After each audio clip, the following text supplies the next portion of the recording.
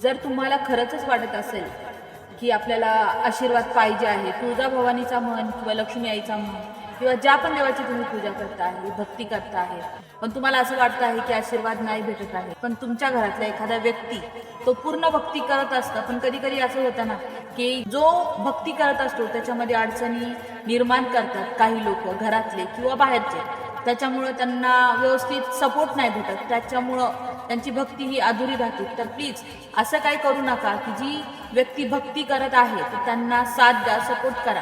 म्हणजे तुमच्यावर ज्या पण अडचणी आहेत तर त्यांच्या भक्तीमुळेच तुमच्या अडचणी जात असतात आणि त्यांची भक्तीच असते की तुमच्या पूर्ण घरावर, तुमच्या पूर्ण फॅमिलीवर त्यांचा आशीर्वाद असतो आदिमाया आदिशक्तीचा. म्हणून त्यांना सपोर्ट करा, त्यांना विरोध करू नका आणि भक्ती करू द्या. बोल त्या काळूबाईच्या नावाने चांग भलं आदिमाया आदिशक्ती अंबाबाईचं सावलीची आस तुला उन्हाच्या झळात, ती झाड बनून येते भूक भागवी फळात. बघ तुला देईल तीच मायेचा बदल, बघ तुला देईल तीच मायेचा बदल.